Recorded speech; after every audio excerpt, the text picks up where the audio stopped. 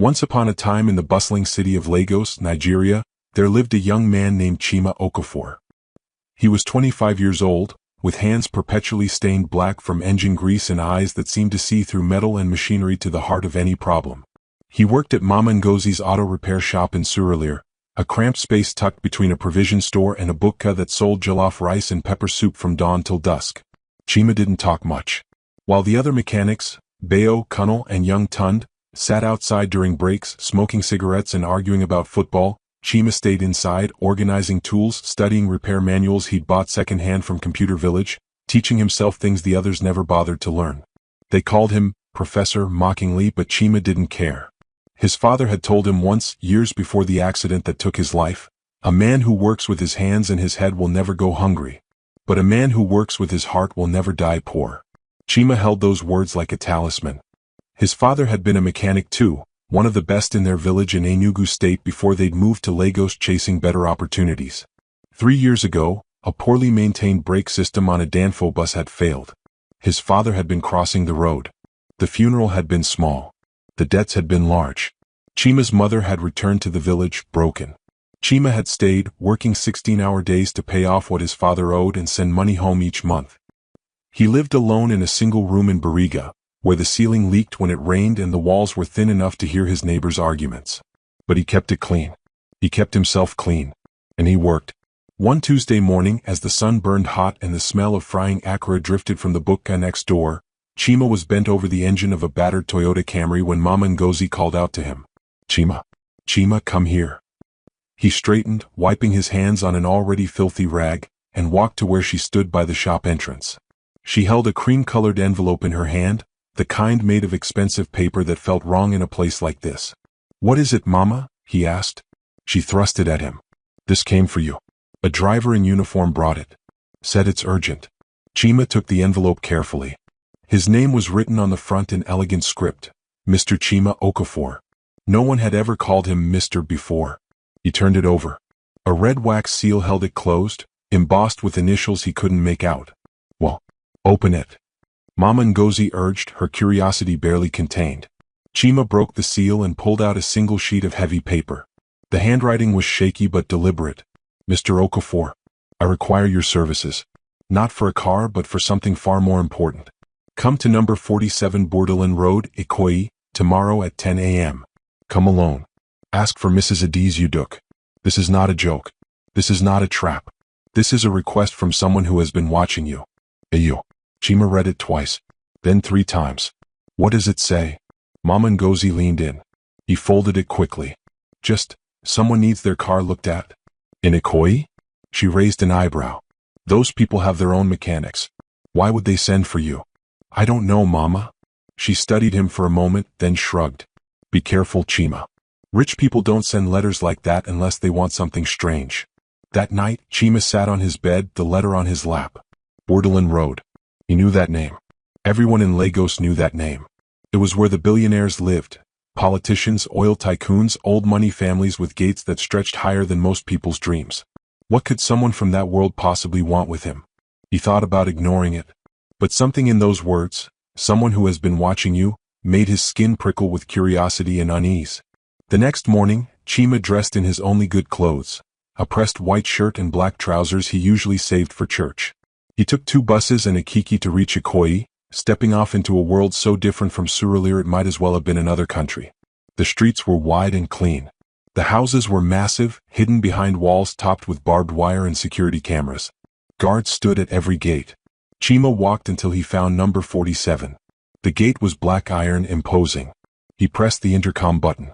"Yes." A woman's voice, sharp and impatient. "My name is Chima Okafor. I was invited." Pause. Then the gate buzzed and swung open. He walked up a long driveway lined with palm trees. The house at the end was white and modern, 3 stories tall with walls of glass that reflected the morning sun. A man in a black suit stood at the entrance. "Mr. Okafor?" the man asked. "Yes." "Follow me." Inside, the house was cold from air conditioning that made Chima shiver. The floors were white marble. Chandeliers hung from high ceilings. Everything was silent except for the soft hum of expensive machinery keeping the temperature perfect. The man led him through hallways, past rooms Chima only glimpsed, libraries, sitting rooms, a dining table that could seat 20, until they reached a door at the end of a quiet corridor. The man knocked once. "Ma, he's here." A weak voice from inside. "Send him in." The door opened. The room was dim, curtains drawn against the brutal Lagos sun. It smelled of lavender and something medicinal. In the center of the room, in a wheelchair facing the window, sat an old woman. Her back was to him, but Chima could see her hands resting on the armrests, thin, veined, trembling slightly. "Close the door," she said without turning. He did. "Come closer." He walked forward slowly, his footsteps muffled by thick carpet. When he was a few feet away, she turned her head. Mrs. Adiz Uduk was ancient. Her skin was dark and papery, stretched over sharp cheekbones. Her eyes were clouded with age but still sharp, still watching. She wore a simple blue wrapper and white blouse, no jewelry except for a thin gold chain around her neck. "You came," she said. "Yes, Ma." She studied him for a long moment. "You look like your father." Chima froze. You knew my father?" "Sit down," she said, gesturing to a chair beside her. "We have much to discuss and I don't have much time." He sat, his mind racing. She reached for a small table beside her wheelchair and picked up a photograph in a silver frame. She handed it to him. The photo was old, the colors faded. It showed a younger version of the woman before him, still old but stronger, standing beside a man in mechanic's coveralls. The man was smiling. And he was unmistakably Chima's father. "When?" Chima's voice caught. "When was this taken?" 23 years ago, she said. "Your father saved my life." Chima looked up at her, unable to speak. "I was driving myself, something my late husband never liked me doing, and my brakes failed on 3rd Mainland Bridge. Your father was in the car behind me. He saw what was happening.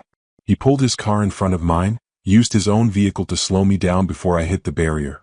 He could have been killed." Chima remembered his father's stories, but never with names, never with faces. "He refused any reward," she continued. "Said he was just doing what was right.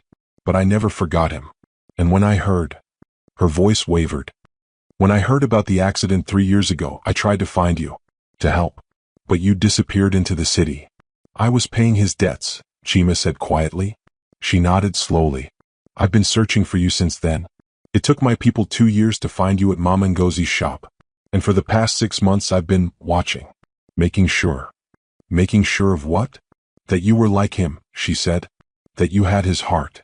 Chima didn't know what to say. Mrs. Uduk's hands tightened on the armrests. "I'm dying, Chima. Cancer. Stage 4. The doctors give me 2 months, perhaps 3. My family..." She laughed, a dry, bitter sound. "My family is circling like vultures. But there's something I need to do before I go. Something I can't trust to anyone else."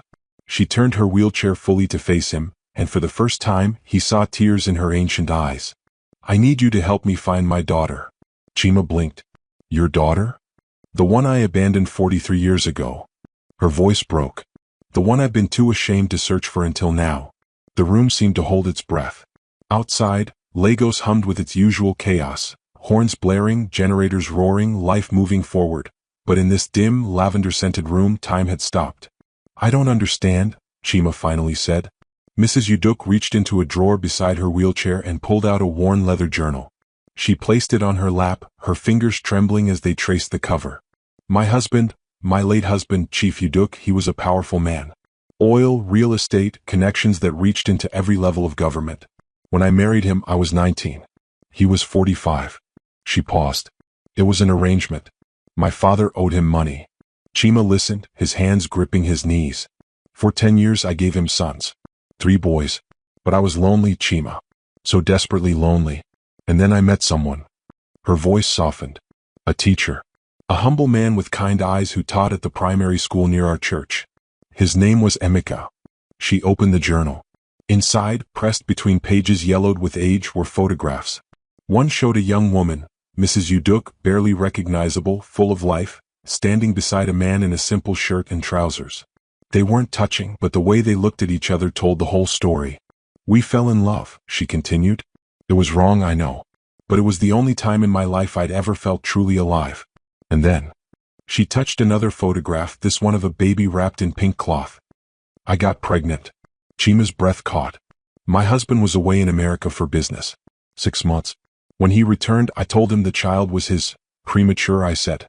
He believed me. Or perhaps he chose to believe me. But I knew. I knew whose daughter she was.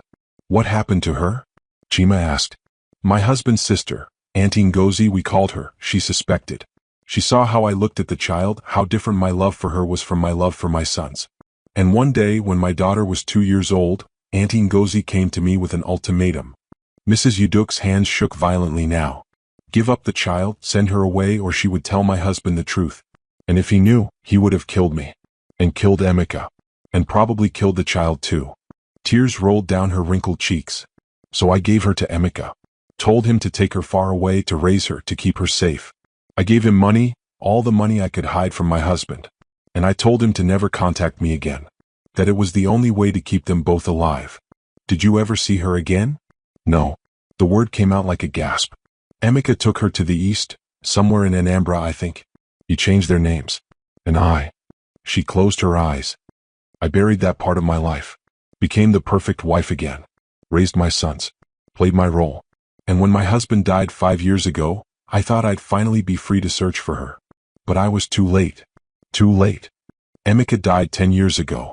I found that much through private investigators. Heart attack. But my daughter, the trail went cold.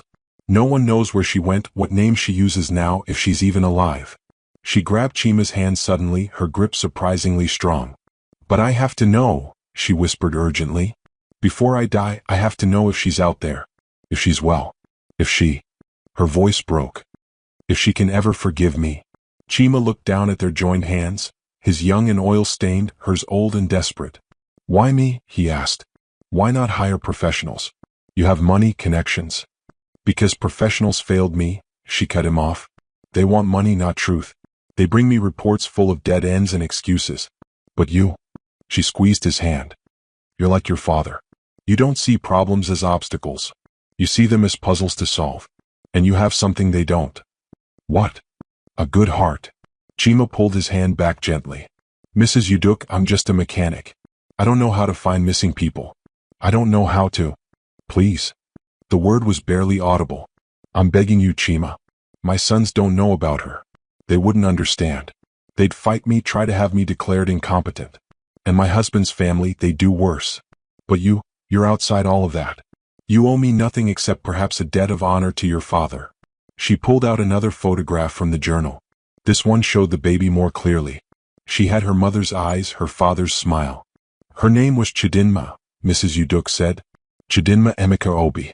That's all I know. She'd be 41 years old now. Somewhere out there she's living a life, maybe with children of her own, maybe. Her voice trailed off. Chima stared at the photograph. 41 years old. A whole lifetime. What if I can't find her? He asked quietly. Then at least I'll know someone tried, Mrs. Uduk said. At least I won't die wondering if I should have been braver. The room fell silent except for the soft whir of the air conditioning. Chima thought about his father, how he'd always helped people even when it cost him. How he'd never turned away from someone in need. How he died because he couldn't ignore a stranded motorist on the side of the road. If I do this, Chima said slowly, I do it my way. No interference from your family. No questions about where I'm going or what I'm doing. Mrs. Uduk nodded. Agreed. And if I find her, you let me tell her the truth first. Before you see her. She deserves to know what she's walking into. Yes. And if she doesn't want to see you, if she's angry or hurt, or just wants to be left alone, then I accept that, Mrs. Uduk said. I just want to know she exists, that she's alive. That's enough. But the way her voice broke when she said it told Chima it wasn't enough. It would never be enough. Still, he found himself nodding. I'll need everything you have. Names, dates, locations, photographs. Everything. Mrs. Uduk's face transformed, relief washing over her features like rain on dry ground. She reached beside her wheelchair and pulled out a thick manila folder. It's all here, she said, handing it to him. Everything my investigators found. Everything I remember. There's also money, enough for travel, for bribes if you need them, for whatever it takes. Chima opened the folder. Inside were documents, old letters, faded photographs, and an envelope thick with Naira notes. I can't take all this money, he started to say. You must, she interrupted. Because this isn't charity, Chima. This is a job. And I pay for good work. He looked at her for a long moment, then nodded. Come back tomorrow, she said. Same time. I'll tell you everything I remember about Emeka, about the places he mentioned, about anything that might help. And Chima? Yes, Ma? Don't tell anyone why you're really doing this. Not your boss, not your friends. The fewer people who know, the safer we both are. What? What are you afraid of? Before we continue, I need to ask you something important. If you're enjoying this story right now, then please hit that subscribe button. Because we bring you powerful stories like this every 2 days. Stories that touch your heart, teach you lessons, and keep you on the edge of your seat. YouTube only shows our videos to subscribers first. So if you don't subscribe, you might miss the next incredible story. So go ahead, subscribe now. Your future self will thank you when the next story drops. Now let's continue. Her eyes darkened. My eldest son, Olubube. He's ambitious and paranoid. If he finds out about Chidinma, if he thinks she might have a claim to my estate. She didn't finish, but she didn't need to. Chima stood up, tucking the folder under his arm. I'll be careful. Promise me you'll come back tomorrow, she said urgently. Promise me you won't disappear like everyone else I've trusted. I promise. As he walked to the door, she called out one more time. Chima? Your father? He was a good man. One of the best I ever knew. I'm sorry I couldn't save him the way he saved me. Chima's throat tightened. Thank you for trying to find me. He would have liked that. He left the room, walked back through the silent house, and stepped out into the burning Lagos afternoon. The folder under his arm felt heavier than any engine he'd ever lifted. He didn't know it yet, but his life was about to change forever. That night, Chima spread the contents of the folder across his small bed. Under the dim light of his single bulb, he studied everything. There were photographs of Emeka Obi, a gentle-faced man with wire-rimmed glasses and a quiet smile. Letters he'd written to Mrs. Uduk before everything fell apart, talking about his students, about books he was reading, about dreams of a better Nigeria. A birth certificate for Chidinma Emeka Obi, born March 15, 1982, at a private clinic in Ikoyi. And then, nothing. The investigators' reports filled in some gaps. Emeka had taken Chidinma to Awka in Anambra State, where he'd gotten a teaching position at a mission school. They'd lived there for 8 years. Then he'd moved to Onitsha, worked at another school. Chidinma had attended secondary school there. The reports had found enrollment records. But after 2000, the trail went cold. Emeka had died in 2013. Chidinma vanished. Chima rubbed his tired eyes. Where did a woman go when she wanted to disappear? Where did she go when she'd grown up knowing her mother had given her away? His phone buzzed. A text from Mama Ngozi. Where are you? You missed work today. He texted back. Family emergency. I'll need a few weeks off. Weeks? Chima, I can't pay you if you're not here. I know, Mama. I'm sorry. This is important. He silenced his phone and returned to the documents. There was one lead, a thin one. In 2001, Emeka had written a letter to his brother in Enugu, mentioning that Chidinma had won a scholarship to university. The letter was in the folder, carefully preserved. Chima read it 3 times. She's going to study nursing at the University of Lagos. I'm so proud of her, brother. Our mother would have been proud too. She wants to help people just like she always said. Lagos is far and I worry, but she's strong. Stronger than I ever was. University of Lagos. Nursing. That was something. Chima pulled out his old laptop, a second-hand machine he'd bought to watch repair tutorials, and began searching. Alumni records, nursing registration databases, hospital directories. He worked until 3 a.m., his eyes burning, his mind racing. Finally, he found something. A Chidinma C. Obi had graduated from the University of Lagos in 2005 with a degree in nursing. She'd registered with the Nursing and Midwifery Council of Nigeria that same year. But the last workplace listed was a small clinic in Mushin from 2007. 16 years ago. The next morning, Chima returned to Bordelin Road. The same guard let him in. The same silent house swallowed him. But when he entered Mrs. Uduk's room, he found her looking worse, skin grayer, breathing shallower. You came back, she said, relief evident in her weak voice. I said I would. He showed her what he'd found. Her hands shook as she held the printout of Chidinma's nursing registration. She became a nurse, Mrs. Uduk whispered. She wanted to help people. Like her father, Chima said. Like both her fathers, she corrected softly. They spent 2 hours going through everything Chima had discovered. Mrs. Uduk shared more memories, little details that might mean nothing or everything. Emeka had family in Enugu. He'd loved Fela Kuti's music. He'd had a scar on his left hand from a childhood accident. Chidinma had been left-handed. She'd loved jollof rice with fried plantains. Small details. Human details. The kind that made a person real. I need to go to Onitsha, Chima said. To the school where Emeka taught. Someone there might remember them. Mrs. Uduk nodded. Take whatever time you need. But Chima, be quick. I don't have, she coughed, a deep, rattling sound that made Chima reach for the water glass on her table. She drank slowly, then looked at him with desperate eyes. My doctor says I have 6 weeks. Maybe 8 if I'm lucky. And my son Alyubub is already asking questions. He saw the letter I sent you. He's suspicious. What did you tell him? That you're repairing my car. She smiled weakly. He didn't believe me. We don't have a broken car. Chima frowned. If he's watching you, he might follow me. Then be clever. She pressed another envelope into his hands. More money. And a phone, a clean one, no connections to me. Call me only on this number. She handed him a small piece of paper with a number written in shaky handwriting. As Chima prepared to leave, Mrs. Uduk grabbed his wrist. Chima, if I die before you find her, promise me you'll still tell her. Tell her I was looking. Tell her I never stopped thinking about her. Tell her. Tears rolled down her weathered cheeks. Tell her I'm sorry. You'll tell her yourself, Chima said with more confidence than he felt. But as he left the house and saw a black Mercedes parked across the street with tinted windows, watching, he realized this wasn't going to be as simple as finding a lost daughter. Someone didn't want her found. And that someone had money, power, and everything to lose. 2 days later, Chima sat in a rattling bus heading east toward Onitsha. The money Mrs. Uduk had given him felt like fire in his pocket. More cash than he'd seen in years. He'd told Mom Ngozi he had a family emergency. She'd been understanding but worried. You're a good boy, Chima, she'd said. But even good boys need to eat. Don't stay gone too long. The journey took 8 hours. Nigeria's roads were pitted and dangerous, and twice the bus had to stop at police checkpoints where officers demanded something for the weekend. Chima paid the bribes silently, watching his money dwindle. Onitsha sprawled before him as the bus pulled into the park. A chaotic, commercial city where the Niger River met centuries of trade. The air smelled of fish, exhaust fumes, and the distinctive scent of commerce. Money changing hands, deals being made, life moving fast. He found a cheap hotel near a Kanja market and checked in with a false name, as Mrs. Uduk had advised. That evening he studied his notes. The school where Emeka had taught was called Holy Trinity Mission School. It was in the GRA area, a more organized part of the city.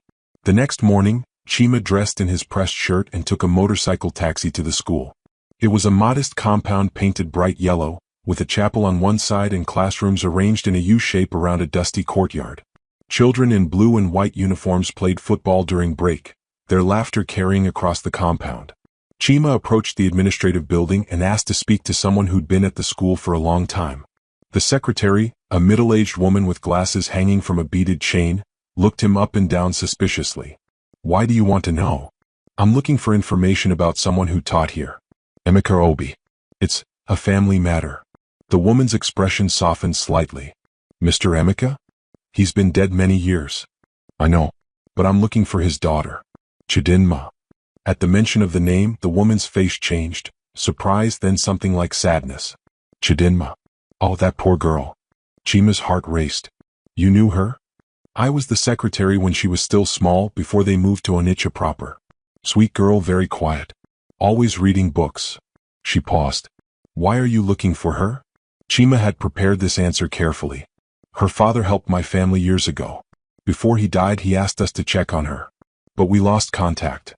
The woman studied him for a long moment, then seemed to make a decision. Come with me.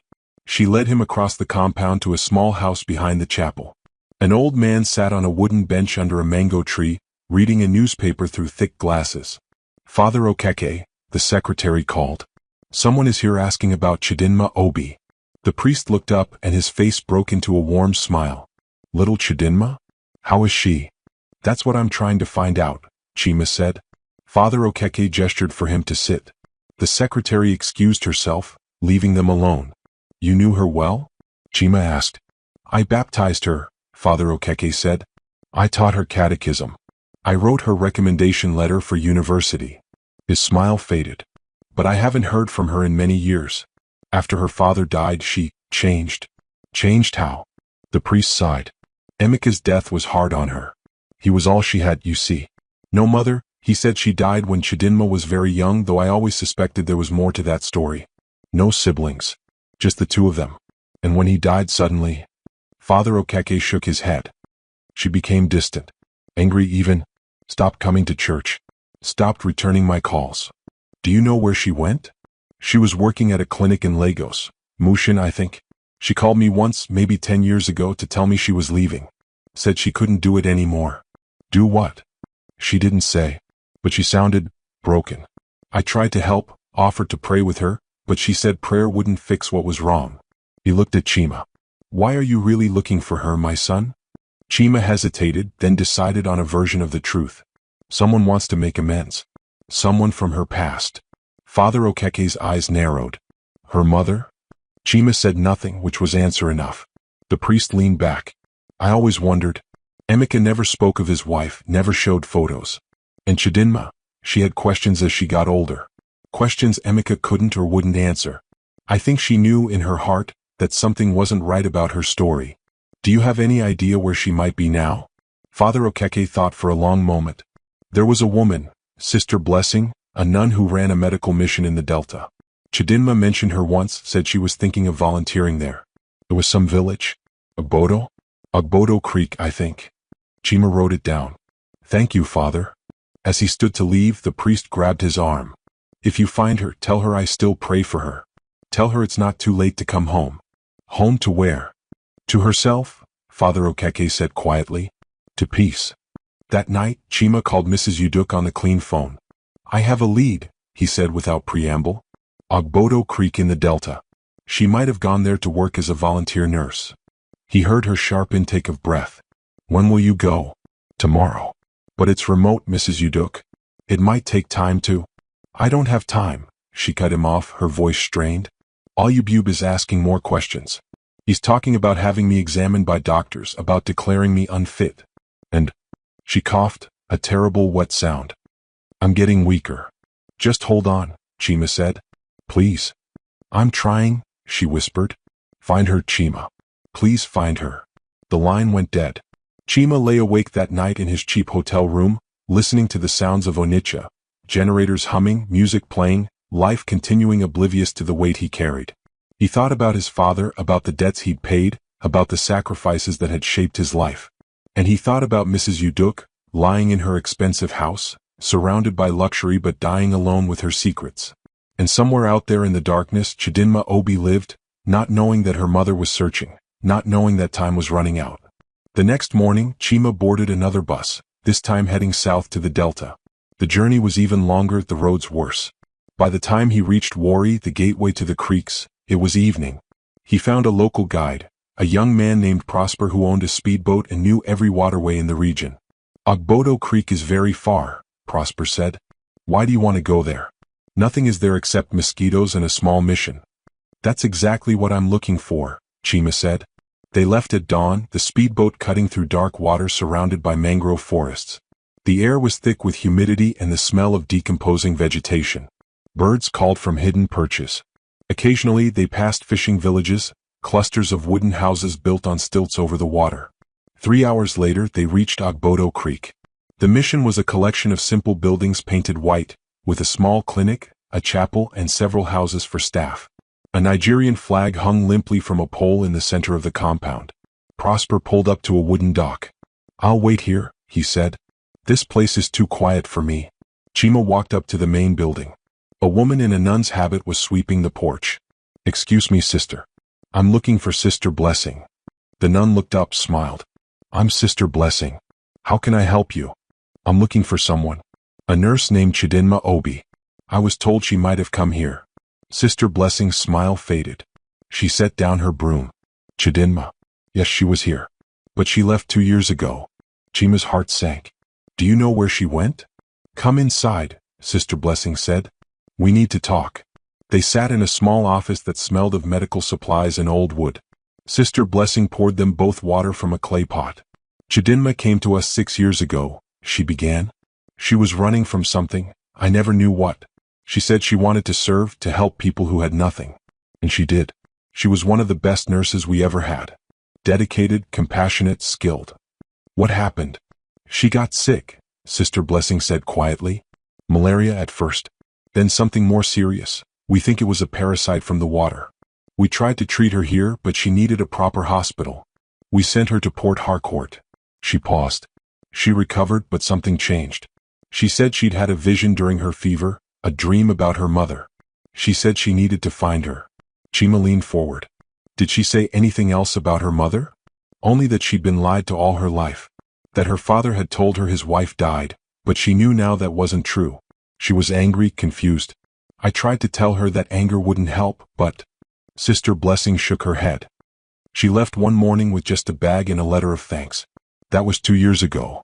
Did she say where she was going? Back to Lagos, she said. To find the truth. Lagos. Millions of people. Endless places to hide. Is there anything else? Chima asked desperately. Anyone she was close to? Anyone she might have stayed in contact with? Sister Blessing thought for a moment. There was one person. A young woman named Amara who volunteered here the same time as Chidinma. They were very close, like sisters almost. Amara left before Chidinma did, but they used to write letters to each other. I have an address somewhere. She rummaged through a filing cabinet and pulled out an old notebook. Here. Amara Okonkwo. She was living in Aja, Lagos last I heard. Running a pharmacy with her husband. Chima copied down the address, his hands shaking with renewed hope. Thank you, sister. Thank you so much. As he turned to leave, Sister Blessing called after him. Young man, when you find Chidinma, and I pray you do, please tell her something for me. What? Tell her that God doesn't waste our pain. Tell her everything she's been through has prepared her for something beautiful. The nun's eyes were kind but knowing. And tell her that her mother, whoever she is, loves her. I could see it in Chidinma's eyes when she talked about that fever dream. A child always knows when she's loved, even if she's never been held. Chima nodded, his throat too tight to speak. The journey back to Wari felt longer. Chima's mind raced with possibilities and fears. 2 years ago, Chidinma had returned to Lagos looking for truth. But had she found it? Was she still searching? Was she even still alive? He called Mrs. Uduk that night from a hotel in Wari. I'm close, he told her. She was in the Delta, but she's back in Lagos now. I have a lead, a friend of hers who might know where she is. Lagos, Mrs. Uduk breathed. She's been in Lagos all this time? So close. Maybe. I'll know more in a few days. There was a long pause. Then Mrs. Uduk said, Chima, I need to tell you something. Alubube has hired people to follow you. Private investigators. They know you went to Onitsha. How do you know? He confronted me today. Demanded to know what you were really doing. I told him you were helping me write my memoirs, tracking down old friends for interviews. I don't think he believed me. Her voice was barely a whisper now. Be careful. He's desperate. His businesses are failing, and he's counting on my inheritance to save him. If he finds out about Chidinma, I'll be careful, Chima promised. How are you feeling? Like I'm drowning slowly, she said. But I can't give up. Not yet. Not until I see her face. After they hung up, Chima sat on the edge of his bed, staring at the address Sister Blessing had given him. Amara Okonkwo. Aja, Lagos. He would go there as soon as he returned to the city. But first he needed to make sure no one was following him. 3 days later, Chima stood outside a small pharmacy in Aja called Hope and Healing Chemist. The building was modest but clean, painted pale green with bars on the windows. Through the glass, he could see shelves stocked with medications and a woman behind the counter serving a customer. He waited until the customer left, then entered. The woman looked up. She was in her mid-30s, with her hair wrapped in a colorful gelly and a pleasant, professional smile. Good afternoon. How can I help you? Are you Amara Okonkwo? The smile faltered slightly. Yes. Do I know you? No, but I'm looking for someone you know. Chidinma Obi. Amara's face went completely still. For a moment, Chima thought she might deny knowing the name. Then she stepped out from behind the counter and locked the pharmacy door, flipping the sign to closed. Who are you? She demanded. Are you one of them? One of who? The investigators. The men who've been asking questions about her. Chima's blood ran cold. What men? Amara crossed her arms. 2 weeks ago, men in expensive suits came here asking about Chidinma. They said they were lawyers, that she was entitled to an inheritance. But something about them felt wrong.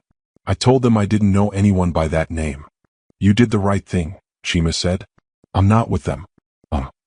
He pulled out the photograph of young Chidinma that Mrs. Uduk had given him. I'm trying to help her mother find her. Amara took the photo, studied it, then looked up at Chima with suspicion and pain warring in her eyes. Her mother? The woman who abandoned her. Yes. Why now? Why after 41 years does she suddenly care? Because she's dying, Chima said simply. And she wants to ask for forgiveness. Amara laughed bitterly. Forgiveness? Do you know what Chidinma went through? Do you know how many nights I held her while she cried, asking why her mother didn't want her? Why she wasn't good enough to keep? I don't know, Chima said. But her mother, Mrs. Uduk, she didn't have a choice. Her husband would have killed them both if he'd known. She gave Chidinma away to save her life. That's what they all say, Amara shot back. But Chidinma lived with that abandonment every day. It shaped her, damaged her. And now you want me to tell you where she is so her mother can ease her own guilt before she dies? What about Chidinma's pain? Chima took a deep breath. You're right. This is selfish. Mrs. Uduk knows that. But she's not asking for forgiveness just for herself. She's asking because Chidinma deserves to know the truth. She deserves to know she was loved, even if she was given away. She deserves to know she has brothers, an inheritance, a family history. And she deserves the choice, to forgive or not to forgive. To meet her mother or to walk away. But right now, she doesn't even have that choice. Amara was silent for a long moment. Then she sank into a chair, her anger seeming to drain away, leaving only exhaustion. She's changed her name, Amara finally said. After her father died, after she came back from the Delta, she legally changed it.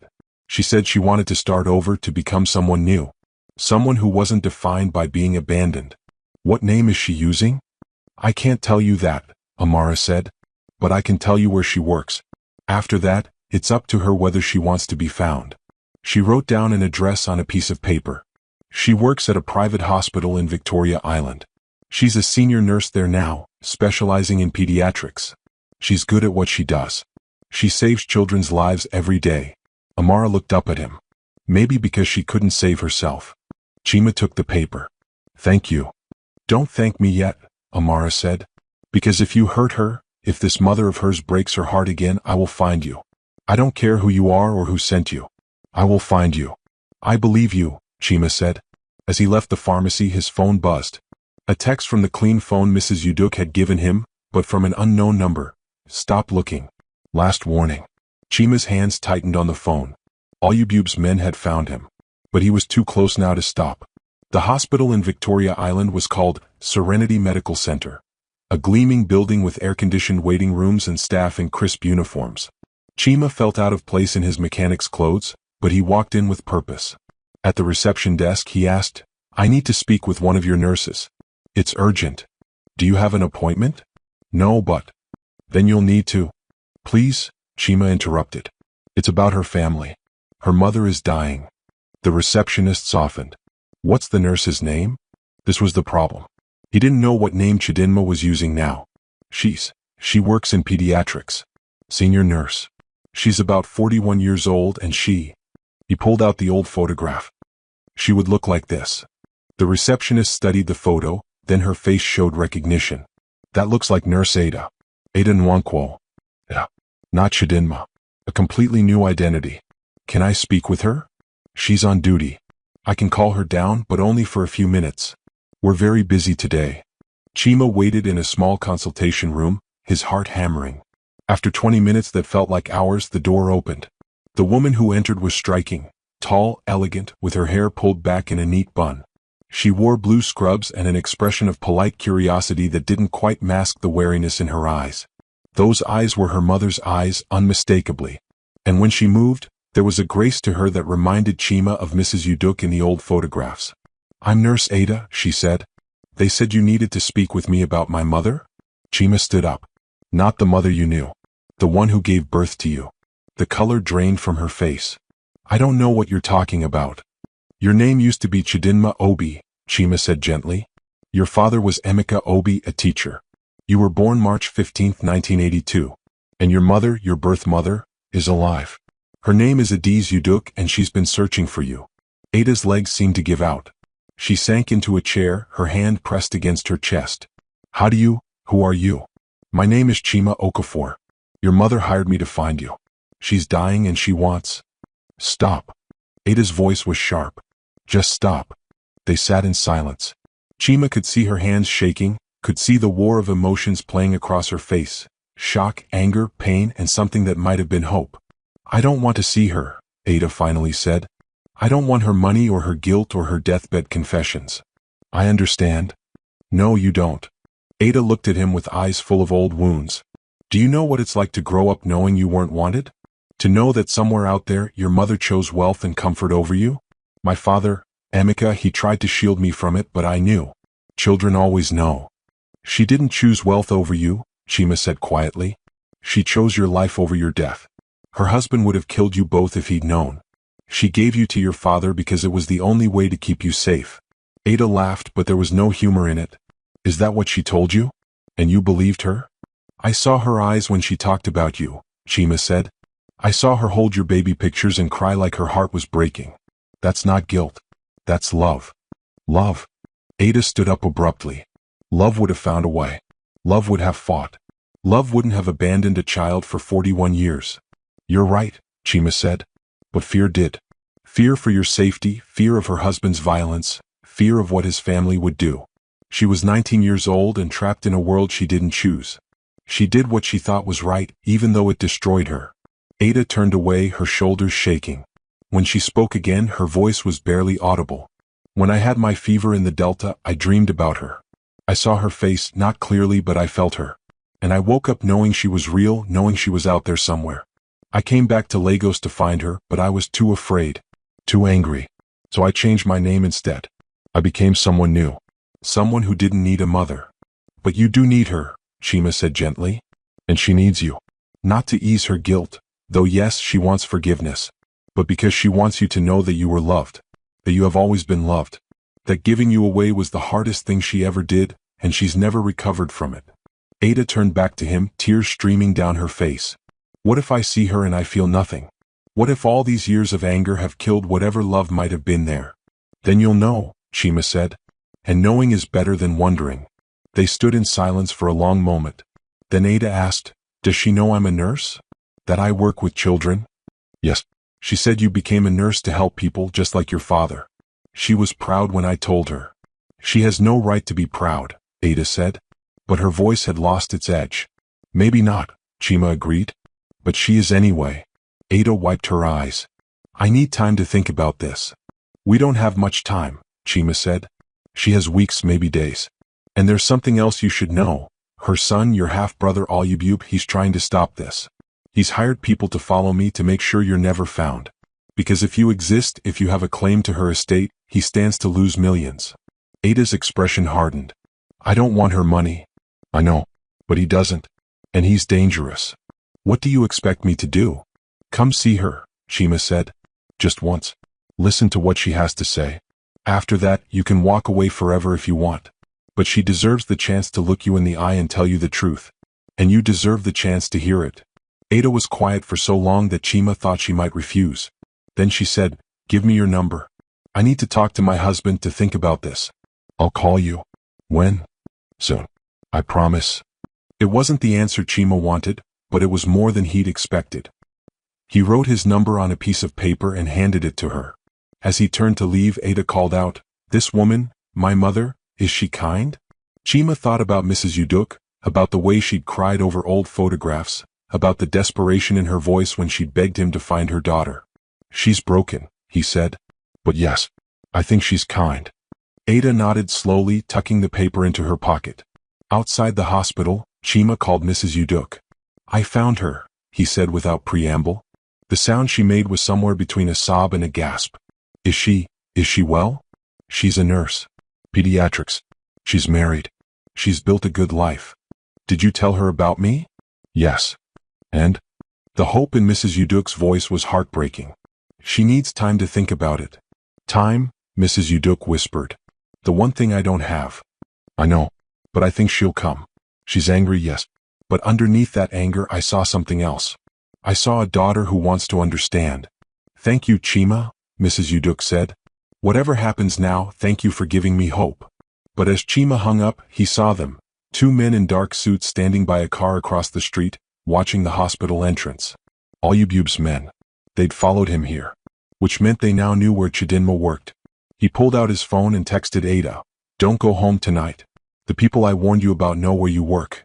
Find somewhere safe. I'll explain everything tomorrow. Then he started walking, leading the men away from the hospital, away from Ada, into the chaos of Lagos traffic where he could disappear.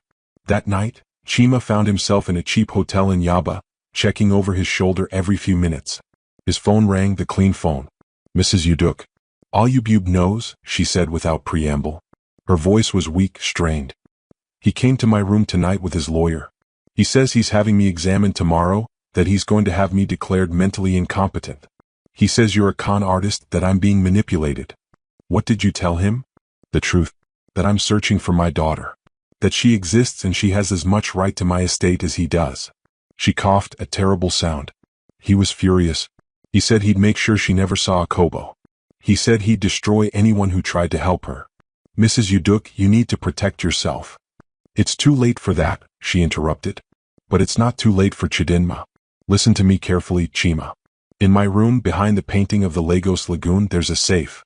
The combination is March 15th, 82, her birthday. Inside is a legal document I had drawn up 3 weeks ago. It's a new will, properly witnessed and notarized. It names Chidinma as my daughter and leaves her 45% of my estate. There are also letters, one for her, one for you, one for each of my sons. Why are you telling me this now? Because I'm getting weaker. Because Ayubub is moving faster than I expected. And because if something happens to me before Chidinma comes, I need someone to make sure she gets what's rightfully hers. Nothing's going to happen to you, Chima said. We both know that's not true, she replied gently. Promise me, Chima. Promise me that if I die before she comes, you'll get that document to her. You'll tell her everything. You'll make sure she knows she was loved. I promise, Chima said, his throat tight. Good. Now has she called you yet? Not yet. Then pray she does, Mrs. Uduk said. Because I don't know how much longer I can hold on. The line went dead. Chima lay awake all night, his phone clutched in his hand, waiting for Ada's call. But it didn't come. The next morning, as the sun was rising over Lagos, his phone finally rang. It was Ada. I'll come, she said without preamble. But on one condition. What? You come with me. I don't know this woman. I don't trust her family. But I trust you. Chima felt something warm spread through his chest. Okay. When? Today. Before I lose my nerve. They arranged to meet at a neutral location, a restaurant in Ikoyi not far from Mrs. Uduk's house. When Chima arrived, he found Ada already there, sitting stiffly in a corner booth. She'd changed out of her scrubs into a simple dress. Her hands were clasped so tightly on the table that her knuckles were white. I didn't sleep at all last night, she said when he sat down. I kept thinking about what you said. About how she gave me away to save my life. About how she's been searching for me. And I realized I have questions. 41 years worth of questions. And if I don't ask them now, I'll never get another chance. Chima nodded. Before we go, there's something you should know. Your half-brother, Ayubub, he doesn't want you found. He's been following me. He might try to stop us. Let him try, Ada said with unexpected steel in her voice. I've spent my whole life being afraid of rejection, of not being good enough, of not being wanted. But I'm done being afraid. If this woman, my mother, wants to see me, then I'm going to look her in the eye and tell her exactly what her choice cost me.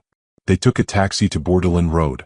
As they approached number 47, Ada's bravado faltered. Her breathing quickened. I can't do this, she said suddenly. Stop the car. I need to. Breathe, Chima said gently. Just breathe. You don't have to forgive her.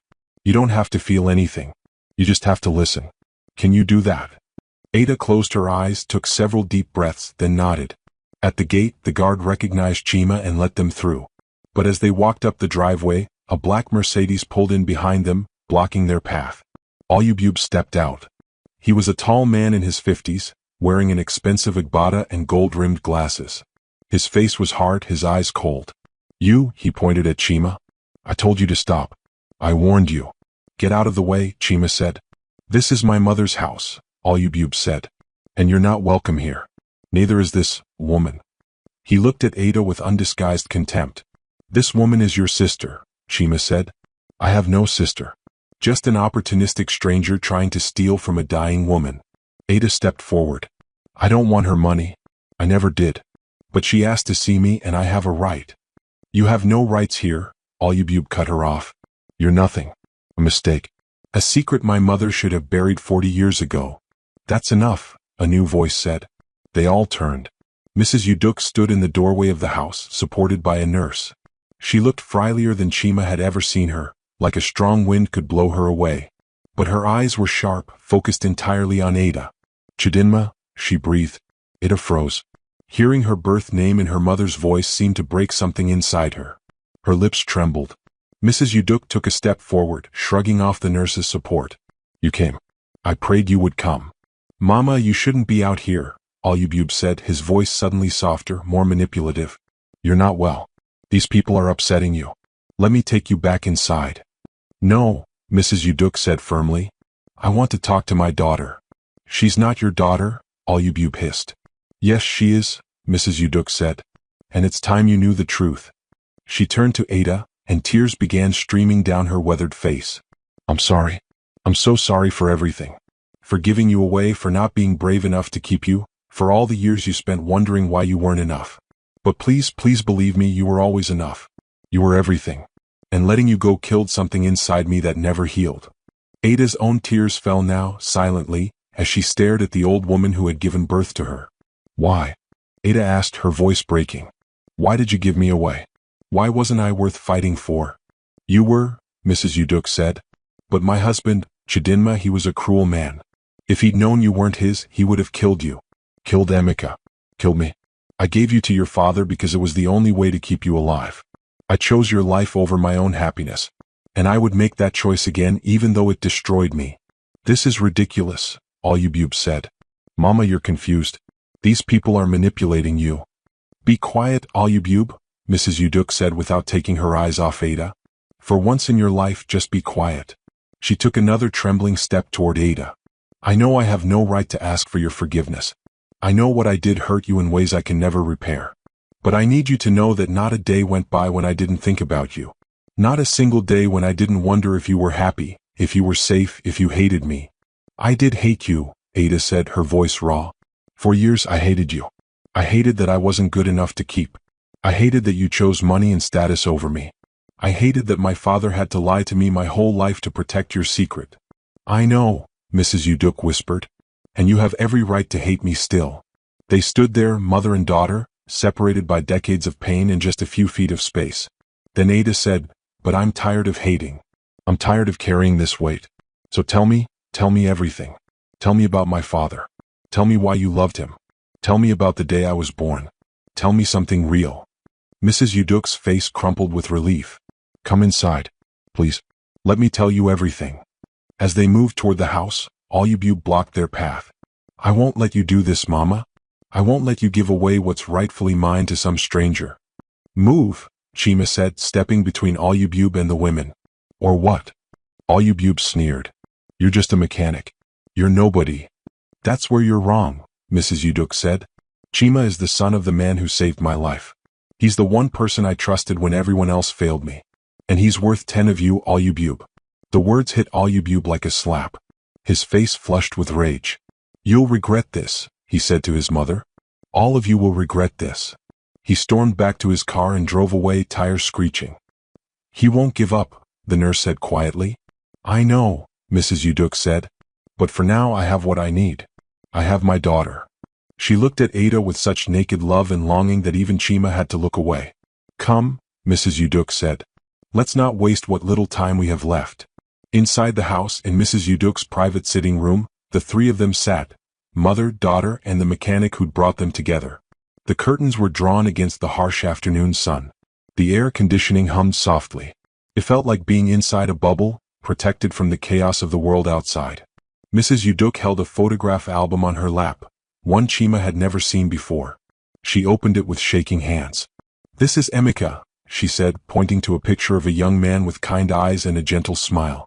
This was taken at a church function. I was 21. He was 28. I'd been married for 2 years and was already pregnant with my second son.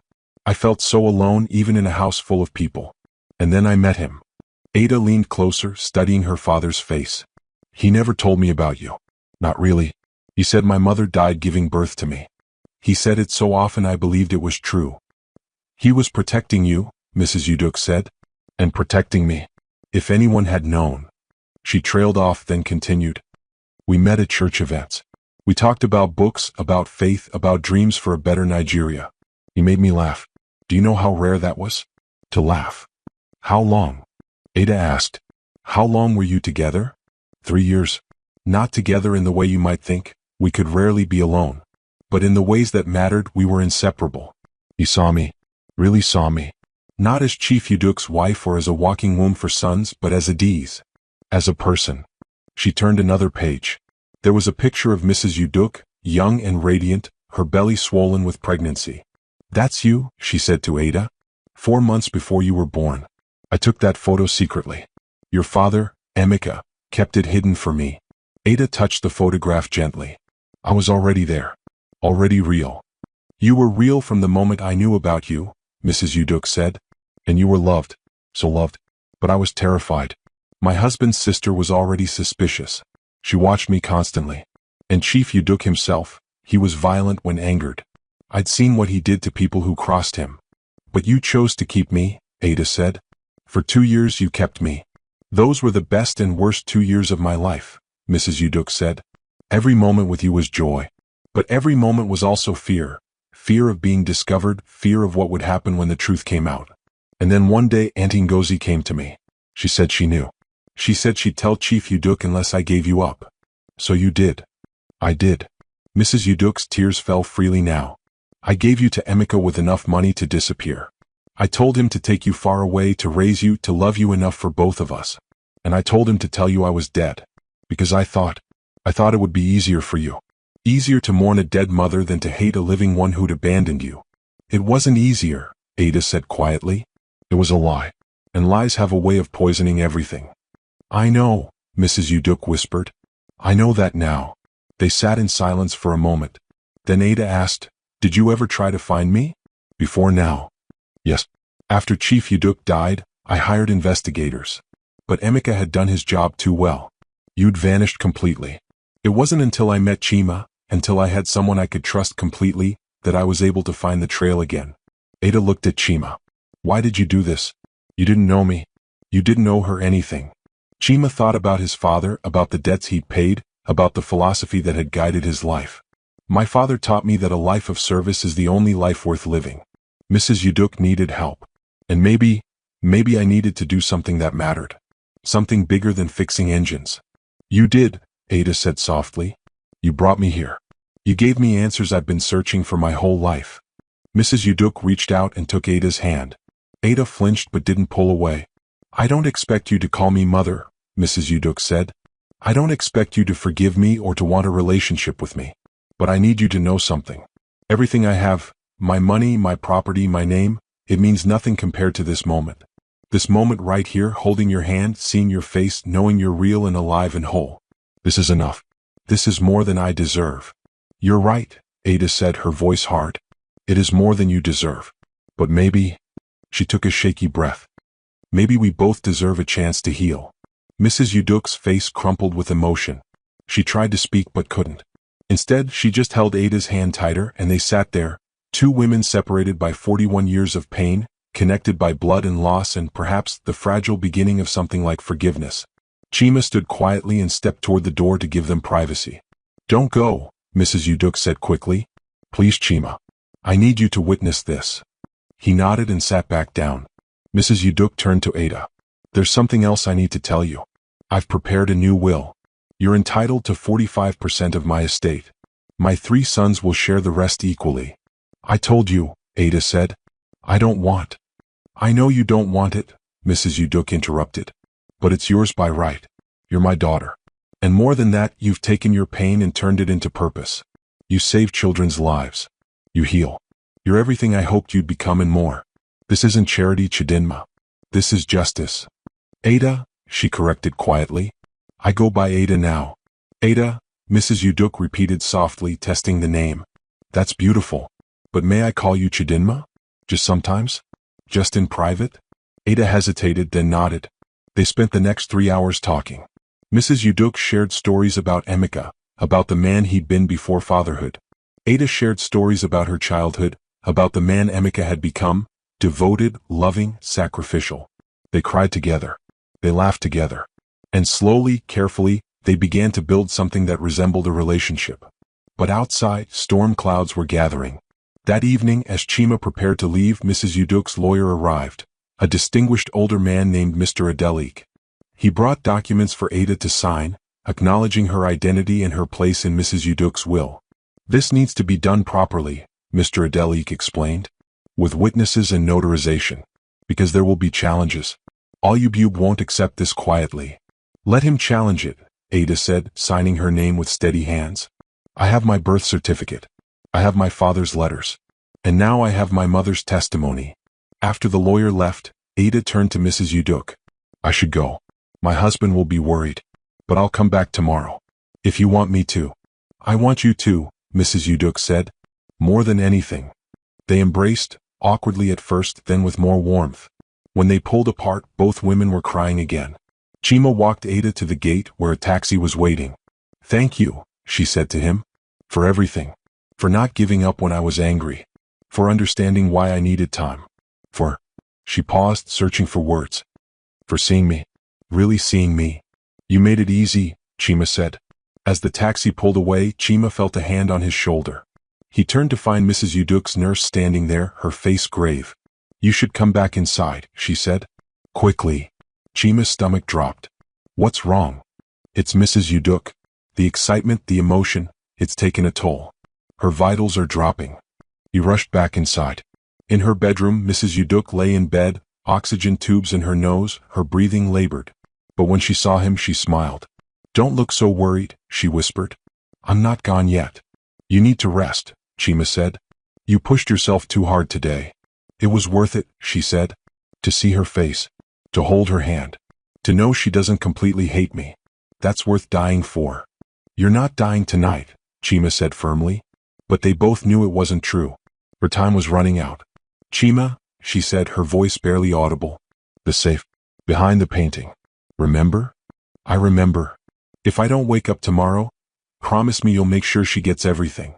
The documents, the letters, the truth. All of it. You'll give it to her yourself, Chima said. She smiled weakly. Ever the optimist. Just like your father. Her eyes closed. Stay. Please. Just for a while. Chima pulled up a chair beside her bed and sat, watching her chest rise and fall with each difficult breath. Outside, night had fallen over Lagos.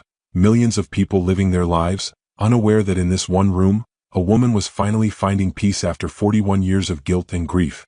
Around midnight, Chima's phone buzzed. A text from Ada. Is she okay? I have a feeling something's wrong. He texted back. She's resting. Come in the morning. Early. Another text came immediately. I will. And Chima? Tell her I don't hate her. Tell her I'm trying to forgive. Tell her I'm glad I came. Chima read the message to Mrs. Uduk, though she seemed to be sleeping. But her hand squeezed his gently, letting him know she'd heard. Dawn came slowly, painting the sky in shades of orange and pink. Chima had dozed in the chair, his body stiff and aching. When he opened his eyes, Mrs. Uduk was awake, watching him. You stayed all night, she said. I promised I would. You're a good man, Chima. Your father would be proud. Before he could respond, there was commotion outside, raised voices, someone arguing with the security guard. Then the bedroom door burst open. Ayubub stormed in, followed by two other men Chima recognized from photographs as Mrs. Uduk's other sons, Chikwudi and Emeka Jr., named after the man his mother had loved. What is this madness, Mama? Ayubub demanded. I received papers this morning from your lawyer. Papers saying you're giving half your estate to some stranger? Have you lost your mind? Get out, Mrs. Uduk said, her voice surprisingly strong. All of you. I'm not discussing this now. Yes, we are, Ayubub said. We're your sons. We've been here your whole life. We've taken care of you. And now you want to give everything to some woman who claims to be your daughter? How do we even know she's real? How do we know this isn't some elaborate con? Because I was there when she was born, Mrs. Uduk said. Because I held her as a baby. Because she has my eyes and Emeka's smile. Because she exists, Ayubub, whether you want her to or not. Chikwudi, the middle son, stepped forward. His voice was softer than his brother's. Mama, if this is true, if you had another child, why didn't you tell us? We could have helped. We could have. Could have what? Mrs. Uduk interrupted. Accepted her? Loved her? Or would you have done exactly what you're doing now? Questioned her legitimacy, protected your inheritance, treated her like a threat. Emeka Jr. spoke for the first time. He was the youngest, only in his 40s, and his voice was gentle. I just want to understand, Mama. Who was her father? Mrs. Uduk looked at him, her son named after her lost love, and something in her face softened. A good man. A teacher. He died many years ago. Did our father know? Emeka Jr. asked. No. And if he had, none of you would be standing here today. He would have killed us all. The three brothers fell silent, processing this. I know this is hard, Mrs. Uduk continued. I know you have questions. But my time is running out, and I won't spend what's left arguing about money.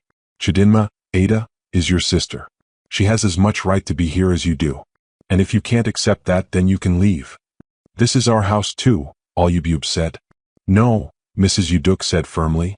This is my house. These are my assets. And I will distribute them as I see fit. The will is legal, properly witnessed, and already filed. You can contest it if you want, but you'll lose. I made sure of that. Olyubub's face darkened. We'll see about that. He turned to leave but paused at the door. You're choosing her over us. Over your real children. I hope you remember that when you're taking your last breath. I remember everything, Mrs. Uduk said. Including every time I chose you over her. Including every birthday of hers I missed, every milestone, every moment of her life I wasn't there for. I've spent 41 years choosing you. Let me spend my last days choosing her. Olyubub left, slamming the door behind him. His brothers hesitated, then followed. Only Emeka Jr. paused at the door. Mama, when she comes I'd like to meet her. My sister. Mrs. Uduk's eyes filled with tears. Thank you, my son. Thank you. After he left, she sank back against her pillows, exhausted. They hate me now. No, Chima said. Olyubub is angry. But the others? I think they're just trying to understand. There's no time for understanding, she whispered. There's only time for truth. An hour later, Ada arrived. Chima met her at the gate and explained what had happened. Should I leave? She asked. I don't want to cause problems for her family. You're not causing problems, Chima said. You're solving one. A 41-year-old problem that's been eating at her soul. Come. She's waiting for you. In the bedroom, Mrs. Uduk's face lit up when she saw Ada. You came back. I said I would, Ada replied. They spent the morning together, continuing their conversation from the day before. Ada brought photo albums of her own, pictures of her father, of herself as a child, of her wedding, of the life Mrs. Uduk had missed. He was a good father, Ada said, showing a picture of Emeka teaching her to ride a bicycle. He never made me feel like I was missing anything, even though now I know I was missing half of myself. He loved you, Mrs. Uduk said. I chose him to be your father because I knew he would love you the way I couldn't. Around noon, Emeka Jr. knocked softly on the door. Mama? May I come in? Mrs. Uduk looked at Ada, who nodded. Emeka Jr. entered, his eyes immediately finding Ada. For a long moment, brother and sister stared at each other. You look like Mama, he finally said. Around the eyes. So do you, Ada replied. He moved closer, studying her face. I'm Emeka. Named after your father, apparently. Ada. Named after, well, myself, I suppose. A small smile played at his lips. This is strange. Very strange, Ada agreed. But not bad, he said. Just strange. Mrs. Uduk watched them with something like hope blooming in her chest. Emeka, would you stay? Sit with us. He pulled up a chair. And for the next hour, the three of them talked, tentatively at first, then with more ease. Emeka Jr. asked questions about Ada's life. Ada asked questions about their mother's life after she'd been given away. And Mrs. Uduk filled in gaps in both their stories. I wish I'd known you, Emeka Jr. said to Ada at one point. Growing up, it was always me and my brothers. It would have been nice to have a sister. It would have been nice to have brothers, Ada said. I was very alone as a child. You don't have to be alone anymore, he said. It was a simple statement, but it made Ada's eyes well up with tears. That evening, as the sun began to set, Mrs. Uduk called Chima to her bedside. Ada and Emeka Jr. had stepped out to give her some rest. I need you to get the documents from the safe, she said. Now. Tonight. Before. She didn't finish the sentence, but she didn't need to. Chima went to the painting she'd indicated, a beautiful depiction of Lagos Lagoon at sunset. He lifted it carefully and found the safe behind it. He entered the combination, March 15, 82. Chidinma's birthday. The safe opened. Inside were several thick envelopes, each labeled with a name: Chidinma/Ada, Chima, Olubube, Chikwudi, Emeka Jr. There was also a leather-bound folder containing legal documents. He brought everything to Mrs. Uduk's bed. She touched each envelope lovingly. "The letters," she explained. "I've been writing them for weeks, ever since you agreed to help me. Everything I couldn't say, everything I needed them to know." She picked up the one marked Chidinma/Ada. "This one is the longest. 41 years of words I should have said." "You should give it to her yourself," Chima said. "If I can," Mrs. Uduk said. "But if I can't, promise me, Chima. Promise me these letters reach them. Especially hers." "I promise." She handed him the envelope marked with his name. "This one is yours. You can read it now or later. But know that everything in it comes from a grateful heart." Chima took it, feeling the weight of words he hadn't yet read. Ada returned then, and Mrs. Uduk beckoned her closer. "Sit, my daughter. There's something I want to give you." She handed Ada a small jewelry box. Inside was a delicate gold necklace with a pendant, a small, intricately carved bird. "Your father, Emeka, gave this to me," Mrs. Uduk said. "He said it was a swift because swifts never stop flying. They eat and sleep in the air. They're always moving, always free. He said that's what he wanted for you, freedom. The freedom to fly anywhere, to be anything." Ada held the necklace carefully, tears streaming down her face. "He never told me about this. Because it was mine and he thought I was lost to you forever. But you should have it now. It's the only thing I have that belonged to both your fathers, Emeka who raised you and me who gave birth to you. Both my mothers," Ada corrected softly. "Because that's what you are whether you raised me or not. You're my mother." Mrs. Uduk sobbed, deep, shaking sobs that seemed to release decades of held pain. Ada climbed onto the bed beside her and held her, and they cried together, for lost years, for missed moments, for the relationship they should have had and the fragile one they were building now. Chima quietly stepped out of the room, giving them privacy. In the hallway he found Emeka Jr. leaning against the wall. "Is she dying?" Emeka Jr. asked directly. "Yes," Chima said. "There was no point in lying." "How long?" "Days. Maybe less." Emeka Jr. nodded, wiping his eyes. "I want my brothers to meet her. Yeah.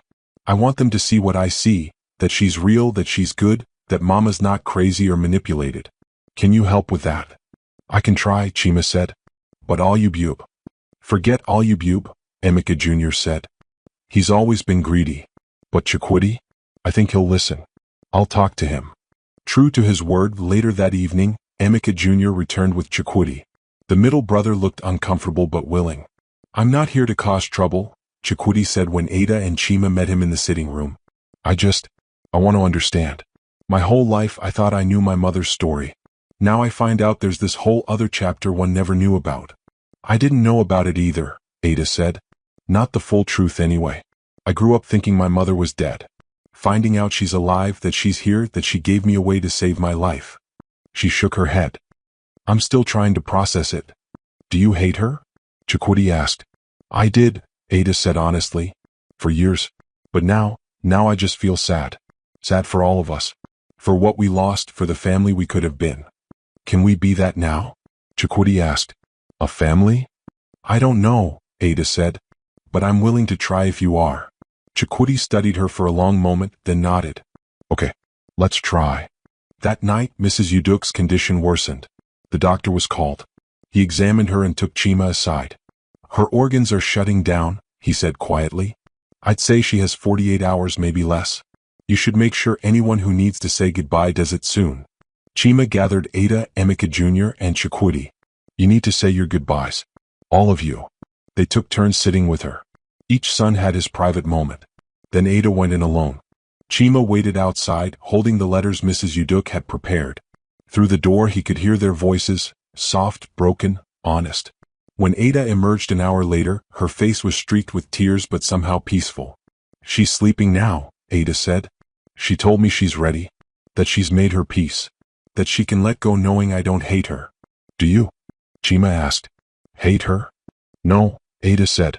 "I forgive her. It's not complete forgiveness. I don't know if it ever will be, but it's enough. It's a start." They sat together in the quiet house, waiting. Sometime around 3 a.m. the nurse called them in. Mrs. Uduk was awake, her breathing shallow and labored. Her children gathered around her bed, all four of them, the three sons she'd raised and the daughter she'd given away. "My babies," she whispered, looking at each of them. "All my babies." "We're here, Mama," Emeka Jr. said. She reached out her hand and they all touched her, a tangle of fingers connecting mother to children. "I have so many regrets," she said. "But not you. Never any of you. You're the best things I ever did." "Rest, Mama," Chikwudi said. "You did good. You did your best." She looked at Ada. "Forgive me?" "I forgive you," Ada said. "Rest now." Mrs. Uduk's eyes found Chima standing near the door. "Thank you." "You're welcome," he said, his voice thick. She closed her eyes. Her breathing slowed. And at 3:47 a.m., with her children holding her hands and the mechanic who'd brought them together watching over them all, Mrs. Adiz Uduk took her last breath. The room filled with crying, some loud, some quiet, but all genuine. A woman who had lived so many lives, dutiful wife, grieving mother, repentant sinner, was finally at rest. Chima stepped outside into the pre-dawn darkness. Lagos was still sleeping. He pulled out his phone and called Mama Ngozi. "It's done," he said when she answered. "She's at peace." "And you?" Mama Ngozi asked. "Are you at peace?" Chima thought about it, about the journey he'd taken, the family he'd reunited, the wrong he'd helped make right. "Yes," he said. "I think I am." The funeral was 3 days later. It was a massive event. Lagos society turned out in force to mourn one of their own. Politicians gave speeches. Business leaders offered condolences. The service was held at a grand church in Victoria Island. But in the front row sat 4 siblings, Olubube, who'd come despite his anger, Chikwudi, Emeka Jr., and Ada, united in grief if nothing else. Chima sat in the back watching. He'd done his part. Now it was up to them to decide what kind of family they'd be. After the burial, the lawyer called a meeting to read the will. Olubube tried to contest it immediately, but Mr. Adelik shut him down. "The will is ironclad," the lawyer said. "Properly witnessed, notarized, and filed. You can challenge it in court if you wish, but I assure you you'll lose. Your mother was of sound mind when she made these decisions." The terms were read. Ada received 45% of the estate as Mrs. Uduk had promised. The 3 sons split the remaining 55% equally. But there was more: provisions for grandchildren, charitable foundations, and specific bequests. Chima was stunned to learn he'd been left the deed to a property, not the land in Lokoja that appeared in the nurse's story, but a small plot in Surulere with an old building that could be converted into an auto repair shop. His own shop. "She said you'd know what to do with it," Mr. Adelik said, handing him the envelope with the deed. Chima opened the letter Mrs. Uduk had written to him. Inside, her shaky handwriting filled 2 pages. "Dear Chima, if you're reading this, I'm gone. And I hope I went peacefully, knowing my daughter finally knew she was loved. You gave me something precious in my final days, not just reunion with Chidinma, but hope. Hope that even the worst mistakes can be made right. Hope that forgiveness is possible. Hope that love, even when buried for decades, can bloom again. Your father saved my life once. You saved my soul. I can never repay that, but I hope this small gift helps you build the future you deserve. Use it well. Help others the way you help me. And know that somewhere in whatever comes after this life, I'm finally at peace. With gratitude and love, Adiz." Chima folded the letter carefully, his eyes burning with tears he wouldn't let fall. "Not yet. Not here." After the meeting, Ada found him outside. "You're leaving?" she asked. "I need to get back to work," he said. "Mama Ngozi has been patient, but I've been gone too long." "Wait," Ada said. She pulled out an envelope. "This is from me. And from my brothers, well, Emeka and Chikwudi anyway. Olubube is still being stubborn." Chima opened it. Inside was a check, a substantial one. "We wanted to thank you," Ada said. "Not just for finding me, but for caring. For seeing this through when you could have walked away. For treating our mother with dignity when her own sons didn't." "I can't accept this," Chima started to say. "You can and you will," Ada said firmly. "Because you earned it. And because—" She smiled. "Because I'd like to think we're friends now. Maybe even family, in a way. And family helps family." Chima looked at her. This woman who'd been lost and was found, who'd been angry and had forgiven, who'd been alone and now had siblings. "Family," he repeated. "I like that." They hugged, and then Chima walked away from the big house in Ikoyi, carrying a deed to his future and a story he'd never forget. 6 months later, Chima stood in front of his new shop, Okafor and Son Auto Repair. The sign was fresh, the building newly renovated. Inside, he'd installed the latest equipment, hired 2 young apprentices, and dedicated a corner to a small shrine with photos of his father and Mrs. Uduk. Mama Ngozi had been proud when he'd told her. "You're finally your own boss," she'd said. About time. He opened for business on a Monday. By Wednesday he had more work than he could handle. Word spread quickly about the mechanic who was honest, skilled, and fair. On Friday afternoon a familiar car pulled up, a sleek sedan with Ada in the driver's seat. "I need an oil change," she said with a smile. "You drove all the way from Victoria Island for an oil change?" Chima asked skeptically. "I wanted to see the place," she said, stepping out. "And to bring you something." She handed him a photograph. It showed all 4 siblings standing together at Mrs. Uduk's grave. They were holding hands, and while not everyone was smiling, there was a sense of tentative unity. "We're trying," Ada said. "It's not easy. Ayubub still barely speaks to me. But Emeka and Chikwudi, we meet for lunch once a month. We're learning about each other. Building something." "That's good," Chima said. "Your mother would be happy." "I think she would," Ada agreed.